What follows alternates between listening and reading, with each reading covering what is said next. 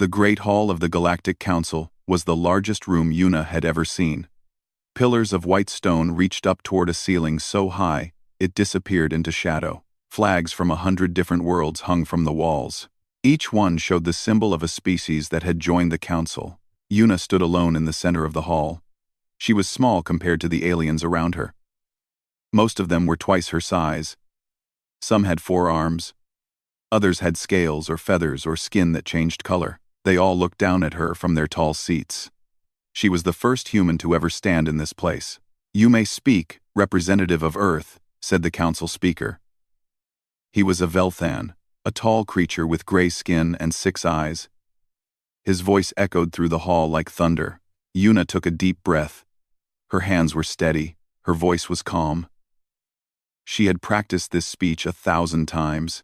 3 days ago, she began. Our deep space sensors detected a fleet of warships moving toward our solar system. We traced the signal back to its source. The fleet belongs to the Velthan Empire.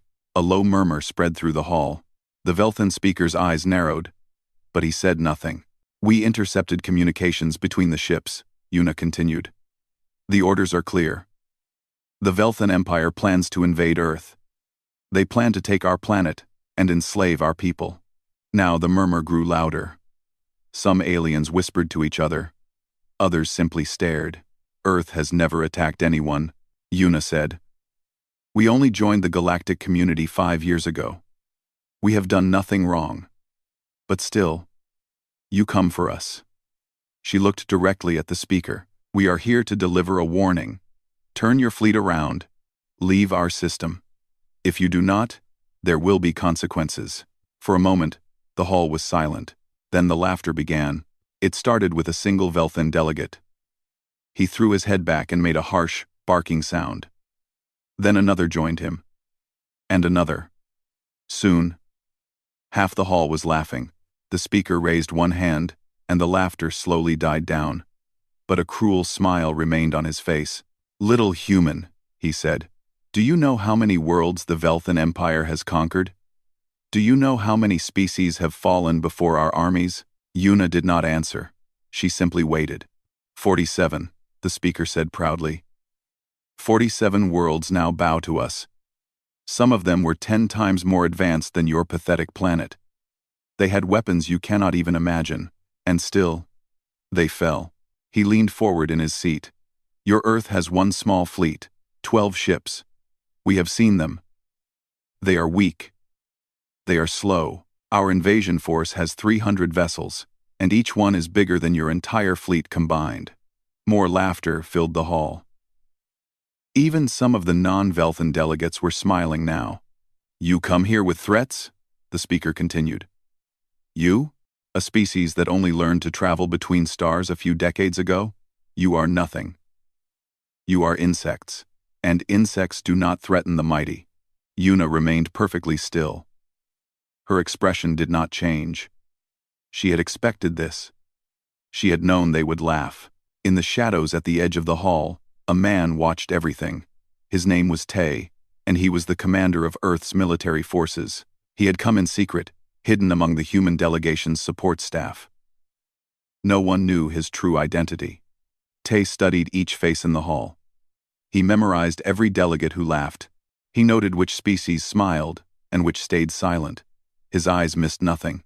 He had a perfect memory. It was one of the reasons he had been chosen for his role. Every insult, every laugh, every cruel smile was now recorded in his mind forever. The speaker was still talking. "Go home, little human. Tell your people to prepare. When our fleet arrives, we will be merciful if you surrender quickly. If you fight, you will suffer." That is not a threat. It is simply the truth. Yuna nodded slowly. "I understand," she said. "You have made your position clear. But I must ask one more time. Will you recall your fleet?" "No," the speaker said. "Why would we? You have nothing we fear." "Very well." Yuna reached into her pocket and pulled out a small device. It was a simple recording unit. "I have recorded this entire meeting. Every word, every laugh. My government will review it and respond appropriately." The speaker waved one hand dismissively. Record whatever you like. It changes nothing. Your words are as empty as your threats. Yuna turned and walked toward the exit. Her footsteps echoed in the sudden silence. No one tried to stop her. No one cared enough to bother. As she passed Tay, their eyes met for just a moment. He gave her a tiny nod. She did not react, but she understood the message. Everything was going according to plan. Outside the hall, Yuna's shuttle waited on the landing platform. She climbed aboard and sat down in the pilot's seat. Her hands were shaking now. The stress of the moment had finally caught up with her, but she also felt something else. Something cold and hard in her chest. They had laughed at her. They had laughed at all of humanity. They thought humans were weak. They thought humans were prey. They were wrong. Yuna activated the shuttle's communication system and sent a coded message to Earth. It contained only 3 words. Phase 2 begins. Back on Earth, in a bunker deep beneath the mountains, a group of officers received the message. They had been waiting for it, hoping, perhaps, that it would never come. But they were not surprised. General Park stood at the head of the table. He was an old man with gray hair and tired eyes. He had fought in 3 wars during his lifetime. He had hoped his fighting days were over. You all heard the ambassador's report, he said quietly. The Velthan Empire will not back down. Their fleet will arrive in 6 weeks. The officers around the table nodded grimly. We gave them a chance, Park continued. We warned them. We asked them to turn back. They chose to laugh instead. He pressed a button on the table, and a holographic display appeared. It showed a map of the galaxy, with Earth marked as a tiny blue dot. Now they will learn why that was a mistake. The display changed, showing dozens of red markers scattered across Velthan space. Outposts, supply stations, communication relays. Each one had been carefully mapped over the past 5 years. We always knew this day might come, Park said. We have been preparing for a long time. The Velthans think they know us. They have studied our public fleet, our visible defenses. They have no idea what lies beneath the surface. He looked around the table at his officers. Humanity did not survive ice ages, plagues, and wars by being weak. We survived because we learned to be patient. We learned to wait. We learned to strike when our enemies least expected it. His voice grew harder. The Velthans want to hunt us? Fine. Let them come, but they will soon discover a simple truth. He smiled, and there was no warmth in it. In the darkness between stars, humans are the deadliest predators of all. Commander Rova stood on the bridge of his warship and stared at the empty screen. The communication signal had been dead for 3 hours now. Outpost 7 was not responding. Try again, he ordered. His communication officer pressed the buttons once more. Static filled the speakers. Nothing else. Perhaps their equipment is damaged, the officer suggested. A solar storm, maybe. Or a technical failure. Rova did not believe that. Outpost 7 had backup systems. Triple redundancy. A simple storm could not knock out all of them at once. Set a course, he said. We will investigate personally. The warship changed direction and accelerated through the void. Rova watched the stars slide past the windows. He had a bad feeling in his stomach. Something was wrong. Outpost 7 was a supply station on the edge of Velthan space. It was not a military target. It simply stored food and fuel for passing ships. 50 workers lived there with their families. There was no reason for anyone to attack it, but someone had. When Rova's ship arrived, he understood immediately. The station was dark. No lights. No power. No life signs on the sensors. Send a boarding team, he commanded. Soldiers in armored suits crossed the gap between the ships and entered the station through an emergency airlock. Rova watched through their helmet cameras as they moved through the corridors. Everything was empty. The halls were clean. The equipment was undamaged. But there were no people anywhere. Where is everyone? One soldier whispered. They searched every room. The living quarters. the cafeteria, the control center, all empty. Beds were still made. Food was still sitting on tables, half-eaten. It was as if everyone had simply vanished in the middle of their daily lives. Then they found the message. It was burned into the wall of the main control room. The letters were black and deep, carved by some kind of intense heat. They spelled out two simple words. "We warned you." Rova felt his blood turn cold. He knew immediately what this meant. The humans. It had to be the humans. But that was impossible. Earth was still 6 weeks away from the invasion fleet. Their tiny ships could not have traveled this far this fast. And even if they could, how had they done this? How had they taken 50 people without a fight? Without even leaving a mark? "Return to the ship," Rova ordered. Now. His soldiers obeyed quickly. They were scared. He could hear it in their breathing. Back on the bridge, Rova sent an emergency message to Velthan Command. He reported what they had found. He requested instructions. The response came within an hour. Command was concerned but not alarmed. They believed it was an isolated incident. Perhaps a malfunction. Perhaps a disease that had killed everyone and destroyed itself. The message on the wall was dismissed as a prank or a hoax. Rova was ordered to continue his patrol and report any other strange events. 3 days later, Outpost 12 went silent. Then Outpost 15. Then Supply Ship 34. One by one, Velthan installations across the border region began to disappear. Ships would arrive at their destinations and find nothing but empty stations, and the same message burned into the walls. "We warned you." Panic began to spread. Workers on remote stations demanded to be transferred closer to the core worlds. Soldiers refused to patrol alone. Everyone was afraid of the darkness now. Rova was assigned to investigate. He traveled from one empty station to another, searching for clues. He found nothing useful. No bodies. No damage. No evidence of any weapons being fired. Just emptiness and those terrible words. How were the humans doing this? He studied everything he could find about Earth, their history, their biology, their psychology. Most of the information came from the public databases that humanity had shared when they joined the galactic community. What he found disturbed him. Humans were not like other species. They had evolved on a harsh world, full of predators and danger. They had survived not by being the strongest or the fastest, but by being the most persistent. They could walk for days without stopping. They could survive injuries that would kill most other creatures. They could adapt to almost any environment, and they were patient, terrifyingly patient. Rova read about something called persistence hunting. Ancient humans would chase their prey for hours, sometimes days. They did not need to be faster than their targets.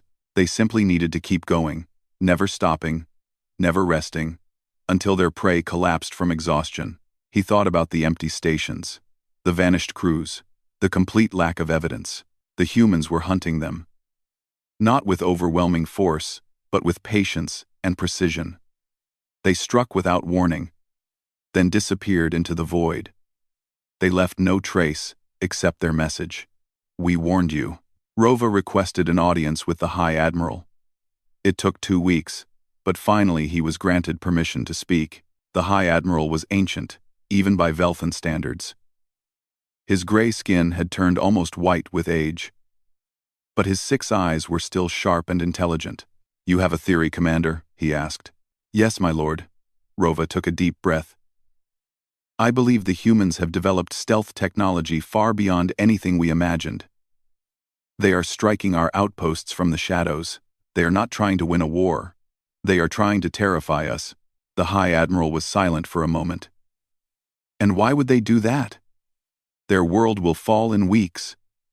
What good is terror against 300 warships?" "I do not know, my lord. But I believe we have underestimated them. Badly." The High Admiral waved one hand dismissively. "The humans are insects. They cannot change the outcome of this war with tricks and shadows. Our fleet will crush them regardless. My lord, please listen. 23 installations have gone silent in 3 weeks. Over 2,000 of our people have vanished. We have found no bodies. We have found no survivors. We do not even know how they are doing this. Enough. The High Admiral's voice was cold. I will not delay our invasion because of some empty stations and scary messages. The fleet continues as planned. Earth will fall, and when it does, we will hunt down every human responsible for these attacks and make them pay. Rova wanted to argue more, but he could see it was useless. The High Admiral had made up his mind. He returned to his ship and continued his patrol. More stations went silent. More messages appeared. The fear among the crews grew worse every day. Then, something new happened. A supply ship was found drifting in space. Its engines were still running. Its lights were still on. But when Rova's team boarded it, they found the crew dead. Not vanished. Dead. They were sitting in their seats, their eyes wide open, their faces frozen in expressions of pure terror. There was no sign of violence, no wounds, no poison in their systems. They had simply died of fear. On the wall of the bridge, in that same burned writing, was a new message. You should have listened. Rova stood in the ship and felt something he had not felt in decades of military service. True fear. The humans were not just attacking supply stations anymore. They were sending a message to the entire empire. They were showing everyone what they could do, and suddenly, Rova understood. The invasion fleet was walking into a trap. The humans had never been afraid. They had never been weak. They had simply been waiting, preparing, letting the empire think they were harmless. Now the shadows themselves had teeth, and in those shadows, humanity was watching. Specialist Hana moved through the darkness like a ghost. Her black suit absorbed all light. Her breathing was slow and controlled. Her heartbeat was steady, even though she was about to kill. She had been on this station for 6 hours now, watching, waiting, learning the patterns of the guards. The humans called it stalking. It was an ancient skill, passed down from ancestors who had hunted animals on the plains of Earth. Now Hana hunted different prey. The Velthan guard walked past her hiding spot without seeing her. He was tall, with gray skin and those strange 6 eyes that should have made him hard to sneak up on. But Velthans had evolved on a world with no natural predators. They had never needed to watch the shadows. Humans had. Hana waited until the guard turned the corner. Then she moved. Silent. Fast. Precise. The guard never knew what happened. One moment he was walking. The next moment, a hand covered his mouth, and something sharp pressed against his throat. Sleep, Hana whispered. The injection worked instantly. The guard collapsed, unconscious but alive. Hana dragged him into a storage closet and continued on her mission.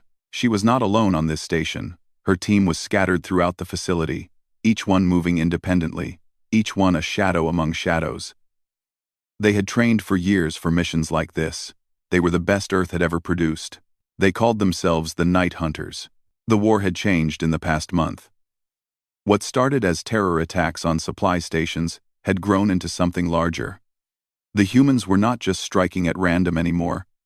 They were targeting specific locations, communication relays, sensor stations, command posts. They were blinding the enemy. The Velthan Empire still had its mighty fleet. 300 warships, each one bristling with weapons. But what good were weapons if you could not see your target? What good was strength if you did not know where to strike? The humans understood something the Velthans did not. War was not just about power. It was about information, control, psychology. An enemy who could not see was an enemy who could not fight. Hana reached the central control room. 2 guards stood outside the door. She studied them for a moment, calculating angles and timing. Then she struck. The first guard went down before he could even turn around. The second had time to open his mouth, but not to scream. Hana's hand found his throat and squeezed just hard enough to cut off his air. His eyes went wide with shock as he looked at her face. She was small. She was human. She should not have been a threat. But her eyes told a different story. They were cold, focused, predatory. Sleep, she said again. And the injection took him too. Inside the control room, Hana found what she was looking for: the main computer that controlled all communications for this sector. She plugged in a small device and let it work. Within minutes, every message passing through this relay would be copied and sent to Earth. The Velthans would not know. Their encryption was good, but human hackers were better. Within days, Earth would know every move the enemy fleet planned to make. Hana smiled grimly and moved on. Across the galaxy, similar operations were happening. Human teams struck at dozens of targets, each one chosen carefully for maximum impact. They were not trying to destroy the enemy. They were trying to cripple them, and it was working. On the Velthan homeworld, panic was spreading. The public still did not know the full truth, but rumors were everywhere.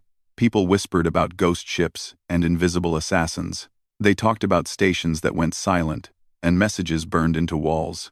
The mighty empire that had conquered 47 worlds was afraid of a species they had dismissed as insects.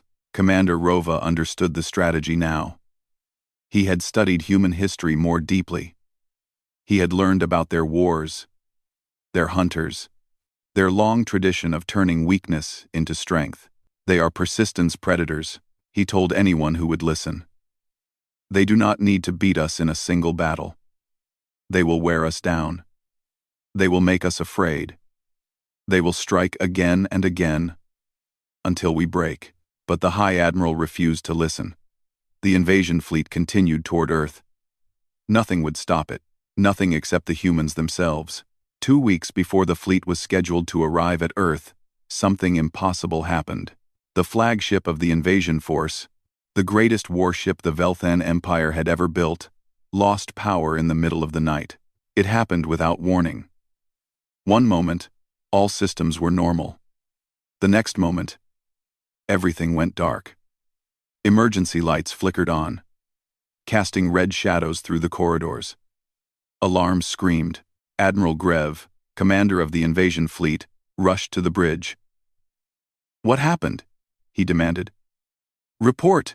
His officers scrambled to find answers, but there were none. The power had simply stopped.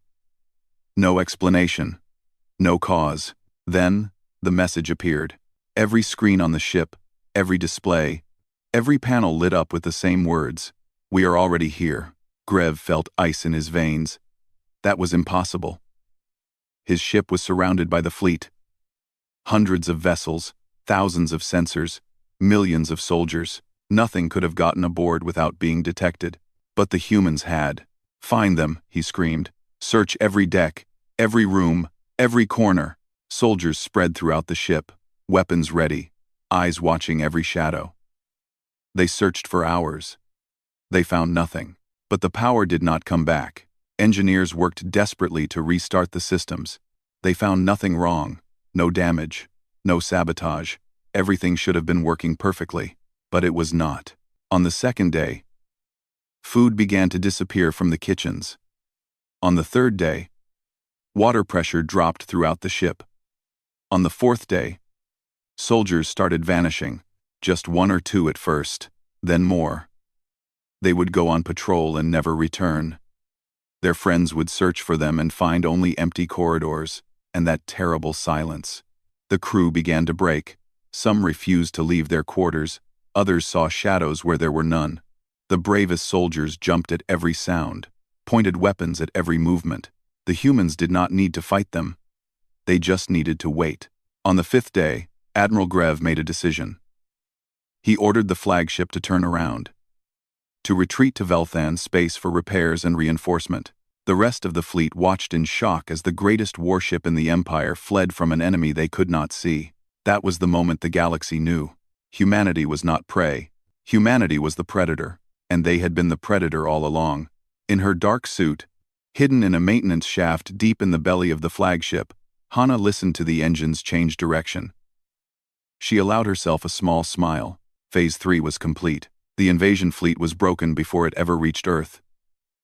Not by weapons or warships, but by fear and shadows, and the ancient human art of the hunt. Hana activated her communicator and sent a brief message to her commander. "The big fish is turning. Recommend we let them run for now. Fear spreads faster than fire. The response came quickly. Agreed. Fall back to extraction point. Well done, Hunter. Hana began making her way toward the escape pod she had hidden weeks ago. Behind her, the Velthan Empire trembled. The prey had discovered the truth too late. In the darkness between stars, nothing was more dangerous than a patient human. The Galactic Council chamber was very different now. Jin stood in the same spot where Yuna had stood months ago. He wore simple clothes. Nothing fancy. Nothing threatening. His face was calm. His hands were empty, but every alien in the room was afraid of him. Jin was the new voice of humanity. He had been chosen for this role because he never raised his voice. He never made threats. He simply spoke the truth and let others decide what to do with it.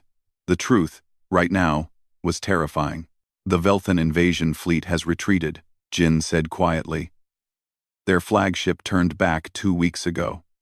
Since then, 42 more ships have abandoned the mission. The remaining vessels are scattered and confused. They do not know where we are. They do not know when we will strike next. The council members shifted in their seats. Some of them had laughed at Yuna. They were not laughing now. We did not destroy their ships, Jin continued. We did not kill their soldiers. We simply showed them what they were dealing with. We showed them that size and weapons are not everything. We showed them that the shadows have teeth. The speaker was no longer a Velthan. That position had been given to a Korvan, a small creature with blue fur and large eyes. The Velthans had lost too much face to lead the council anymore. What does humanity want? The new speaker asked carefully. Jin smiled. It was not a cruel smile, but there was no warmth in it either. We want what we always wanted. Peace, safety, respect. We tried to get these things through diplomacy. We were laughed at. So we found another way. He paused to let his words sink in. The Velthan Empire attacked us without cause. They planned to enslave our people. They thought we were weak because we were new to the stars. They were wrong. Around the chamber, delegates whispered to each other. Many of them had supported the Velthan invasion. They had thought it would be easy. They had thought they would share in the spoils. Now they wondered if they were next. We do not want war, Jin said. We do not want to conquer anyone. We want to live in peace with our neighbors. But we will defend ourselves. Always. Against anyone. He looked around the room, meeting the eyes of each delegate in turn. Some of you helped the Velthans. You gave them information about our ships. You shared our weaknesses. You hoped to profit from our destruction. The chamber went silent. No one moved. We know who you are, Jin said softly. We know everything. We have been watching. We have been listening. We have been very, very patient. A delegate from the Morven Collective suddenly stood up. He was shaking. We want peace, he cried.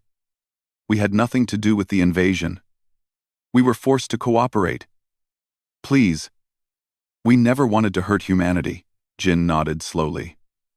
I believe you. The Morven Collective will face no consequences. You were victims too. In your own way. The delegate collapsed back into his seat, weak with relief. But others were not victims, Jin continued. His voice grew harder. The Zelran Trade Federation sold weapons to the Velthan fleet. The Korax Empire provided maps of human space. The Tilvan Assembly voted to block our emergency message to the Council.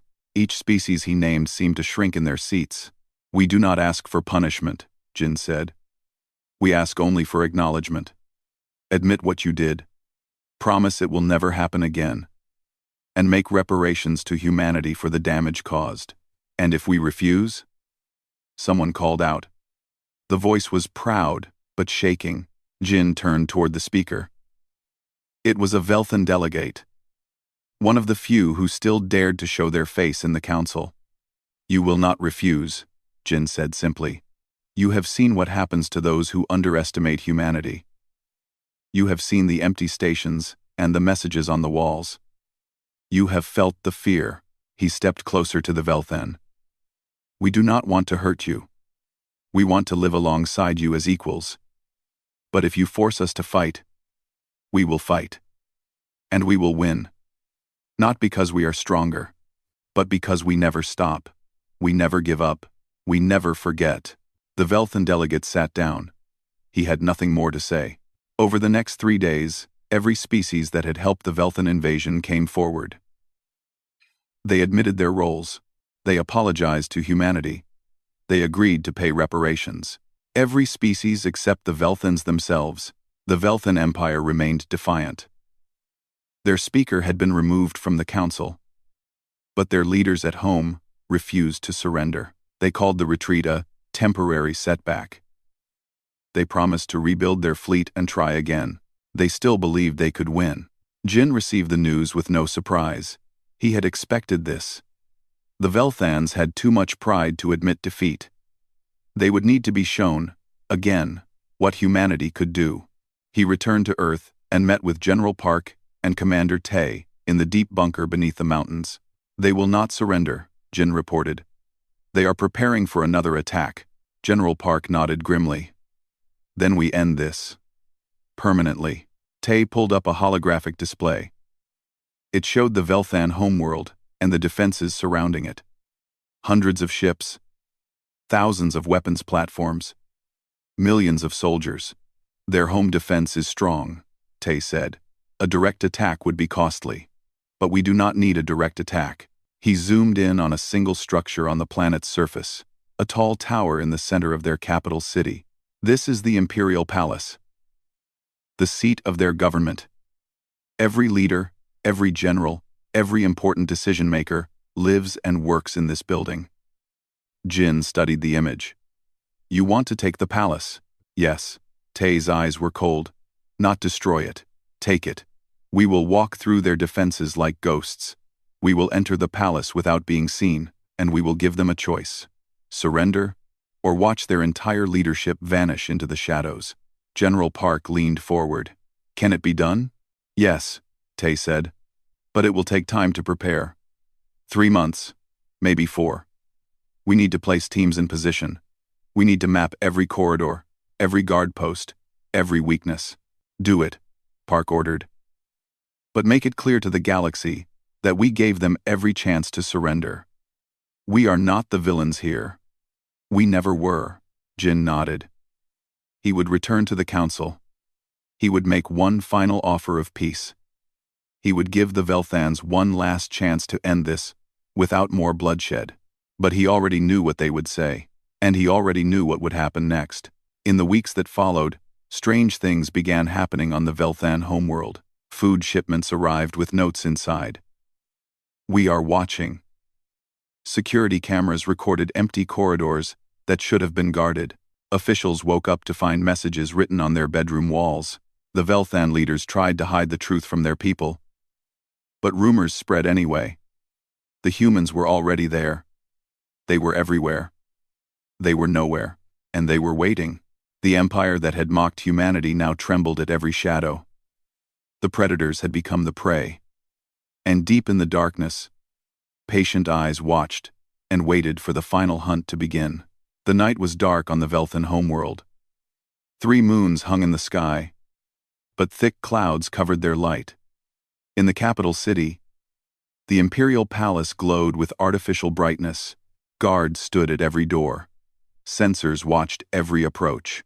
The most advanced security system in the galaxy protected the leaders inside. It was not enough. Commander Tay moved through the shadows outside the palace walls. His team was with him, 20 of the best soldiers humanity had ever trained. They wore suits that bent light around them. They carried weapons that made no sound. They were invisible. 6 months of preparation had led to this moment. Every patrol had been memorized. Every camera had been mapped. Every weakness had been found. Now it was time. Tay gave the signal. His team split into 4 groups, each one approaching the palace from a different direction. They moved like water, flowing through gaps in the security, slipping past guards who never saw them. Inside the palace, the Velthan leadership was meeting. High Chancellor Vorn sat at the head of a long table, surrounded by generals and advisors. They were discussing the war. The humans have gone quiet, one general reported. No attacks in 3 weeks. Perhaps they are finally exhausted. Vorn shook his head. His 6 eyes were tired. He had not slept well in months. They are not exhausted. They are planning something. I can feel it. What more can they do? Another advisor asked. They cannot attack us here. This palace is impregnable. Our defenses are the strongest in the Empire. As if in answer, the lights flickered. Everyone at the table froze. The lights steadied, then flickered again. Then they went out completely. Emergency lights came on, casting the room in dim red shadows. Alarms began to wail. What is happening? Vorn demanded. Guards. Report. No response came. The doors to the meeting room slid open. Vorn expected to see his soldiers rushing in to protect him. Instead, he saw something that made his blood turn cold. Humans. They walked through the door calmly, weapons raised, faces hidden behind black masks. They did not run. They did not shout. They simply moved into position, surrounding the table, covering every exit. Commander Tay stepped forward and removed his mask. His face was calm. His eyes were steady.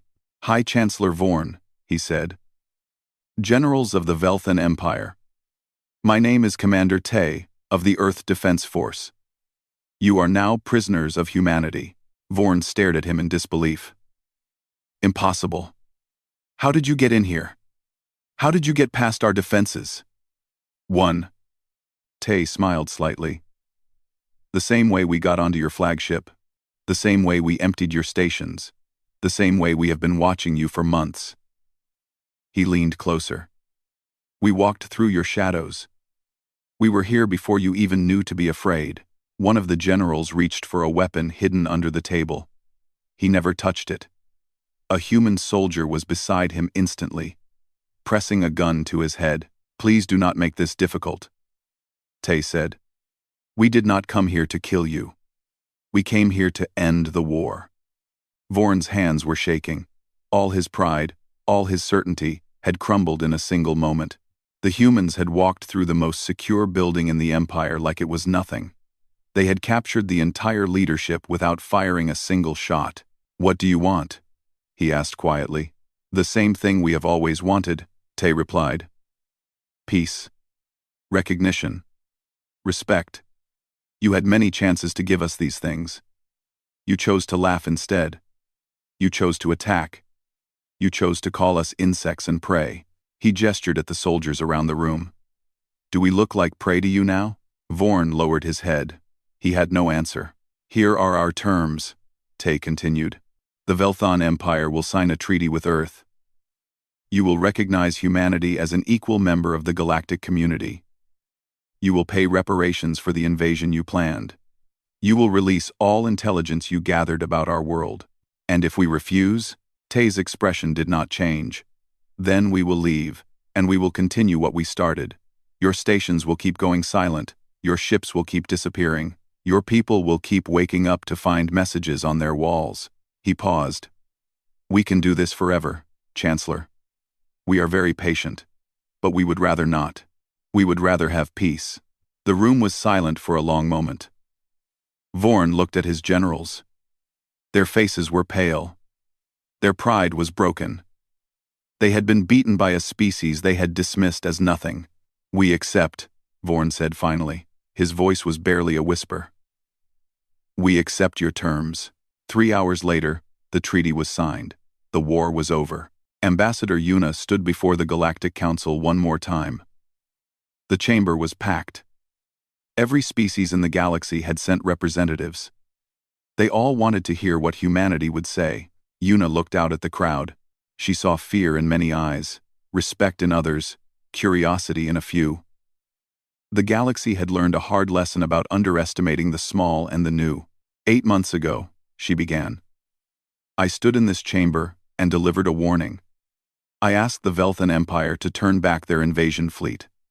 I was laughed at, mocked, dismissed. She paused. I understood why. Humanity was new to the stars. We had only 12 small ships. We seemed weak. We seemed harmless.